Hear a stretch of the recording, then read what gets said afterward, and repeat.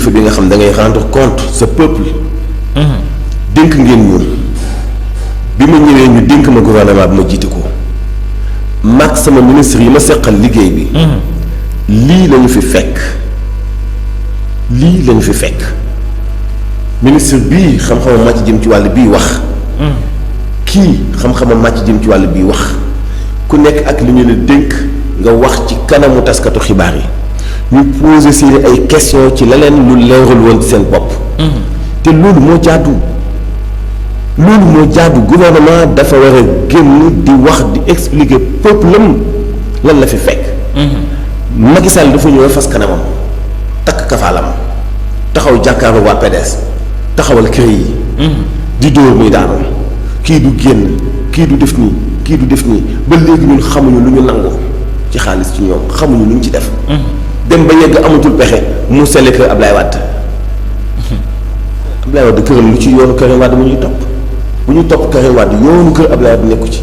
doxalin boo xamante ni bi bluff la xam nañu ni ñoom ni ñu doon rendre compte peuple bi ci ni bëgg nañu gestion bu leer.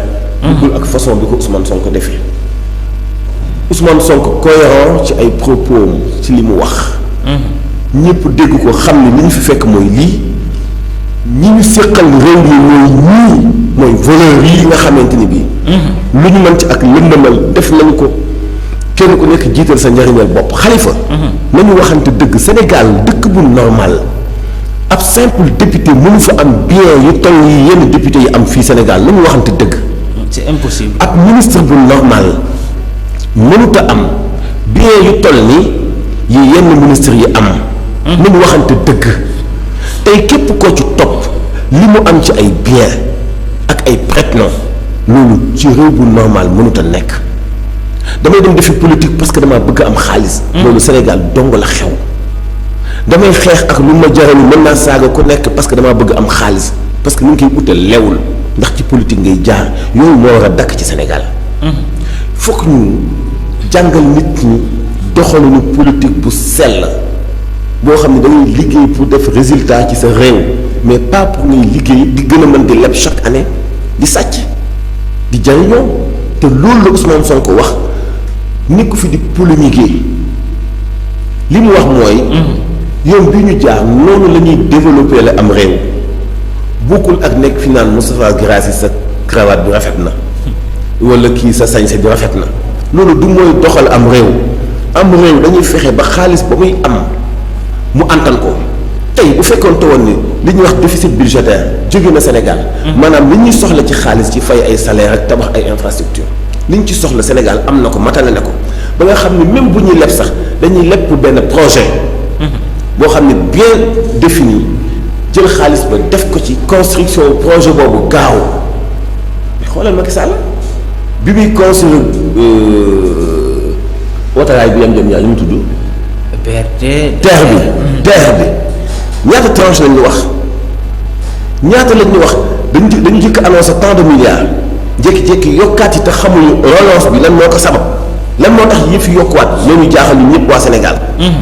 mais genre ñàbbi ñu leerul yooyu nga xamante ni bii Xalifa ñun tey moom la ñuy jànkuwante la ñu ni loolu dafay dakk comme dafay dakk nag ñu taxaw tem pour dakkal loolu am ñu taxaw loolu kenn du ko leeral dañuy continuer di ko lëndëmal kenn du leen fekk si kenn du ànd ak ñoom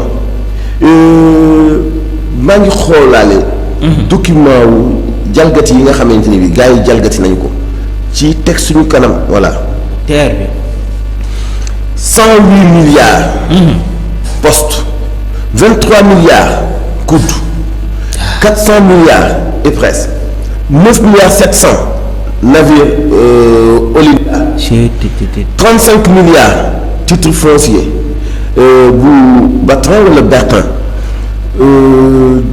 2500 milliards ArcelorMittal 12 milliards Biltigo 36 milliards Prodac Mbaye Niang 100 millions 100 milliards port autonome de Dakar 7 milliards Fonds Taïwan 94 milliards Mamour Diallo 60 millions bon mu ngi noonu la 40 milliards building administratif mu doublé waat ko. fàttali ni noonu lañ tabaxee building administratif dañu génne benn xaalis génnewaat leneen Khalifa liste bi dafa gudd bi ñu ñëwee ba ci TER bi. 1200 milliards ci 36 kilomètres train express régional. sans compter yeneen milliards yoo xamante ni bi tey bu ma dinaa la yónnee nga xool sans compter 750 milliards inondation yi yëpp ay xaalis yoo xamante ni Sénégal moom ko ñu lekk ko. benn million dong lañ ci tudd lépp ay jides yëpp ay milliards. yëpp ay milliards la ci nguuru Macky Sall yoo xam ne tey loolu boo ko dajalewaatoon tey te dégg nga ministre bi ñu wax nee na Sénégal li mu am ci maanaam li ñu ko détourné li ñu ni Sénégal leb na ko. ñu war koy jëfandikoo te kenn xamul fu mu jaar mu nekk bor bu Sénégal amee tey. bu chaque Sénégalais bu doon fay di nga fay ñaata la ko monsieur Lo waxee démb. 800 000 ou 900 000. waaw presque 900 000 800 et quelques mille presque 900 000. chaque Sénégalais ci 18 millions wu Sénégal. yow da ngaa leb. déedéet man damaa leb. déedéet wax ma lu gratuit ci dundu tey dundu vie publique bi. te war a fay bor. amul dara lu gratuit ci yow. du assurance du hôpital du jàng du dara loo xam ne dafa gratuit ci yow. même yoon da nga koy fay. suñu autoroute à péage bi gouvernement bu respecté aw askanam. dina ñëw ci digg Ndakaaru di construire autoroute à péage di ko def ni mu mel. xataayam bii mu xat deux fois. nga ne autoroute à péage la loolu Sénégal rek la am deux fois nga ne autoroute à péage la Sénégal rek la am. jël benn tali bu xat teg nii jël beneen tali bu xat teg nii ni ñaari oto yi nañuy dublante fii yeneen ñaari oto yi dublante fi def garde-fou. nga leb ko tabaxe ko tali def ci ay milliards et milliards c'est-à-dire loolu mënut a continuer loolu mooy explication yi Ousmane Sonko joxe. ku ko bëgg a dégg nag nga dégg ko ku ko bëgg a interpréter ni mu la neexee nga interpréter ko ni mu la neexee mais dëkk bi képp ku yàlla tax ngay wax xam nga ni ñi ko jiite woon ay sàcc la ñu woon. lu leen neex lañu doon def arrogance bu metti dab leen ñu bëgg a gouverner Sénégal ni mu leen neexee jàpp ñiy feeñal sàcc yi ak di leen yuuxu ak di leen dénoncer ñu jël leen dugal leen kaso. Macky Sall ni mu nekk woon Sénégal gii képp ku toog mën koo fàtte diggante mois de mars ak léegi boo ne bëgg nga Sénégal da ngay nax Sénégalais yi léegi nag lii nga xool ci ni mu mën a jubbantee Sénégal nga dem isolé wu ji fële takk say micro. bëgg a tànqal nit ñi ci Ousmane Sonko di wax Diomaye di wax bàyyi ñun Diomaye la ñu fal fa lu ñu waxkat yi ñun Ousmane Sonko la ñu fal fa lu ñu sekku yee non fa lu ñu perroquet ñun Ousmane Sonko la ñu fal ak Diomaye li ñu wax ni loolu la ñuy dégg. Khalifa bis bu ñu demee ba gis ni ñii dañu incompétent billaahi kenn du ñu jëkk ci dénoncé. man est-ce que mos naa toog semaine bu ma dénoncé wu situation ndox mi. surtout ci monde rural bi. est-ce que mos naa toog ay bis bu ma dénoncé wul comportement wu ñenn ci kaw tali bi et pourtant loolu gouvernement la concerné est-ce que mos naa toog semaine bu ma dénoncé wul. li am ci mine yi exploitation mine yi et pourtant loolu gouvernement bi la concerné donc toujours ñu ngi xool lu féete ak askan wi ñu koy dénoncé mais di informer autorités yi pour ñu dégg ko.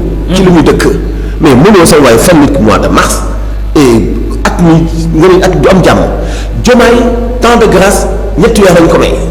ñu ne temps de grâce jeex na la mooy loolu mooy dañuy commencé léegi dootoo am jàmm d'accord.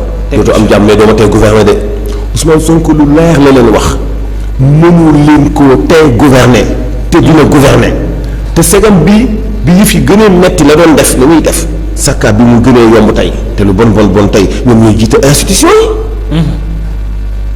mais politiciens yi foog na ñoom doo nga am xalaat bu nit waxee dañuy jël li nit ki wax ci teggi ko teg ko nalee ñoom interprète ni mu leen neexee te bëgg nit ñi dégg leen. kenn du leen déglu parce que waxuñu dëgg.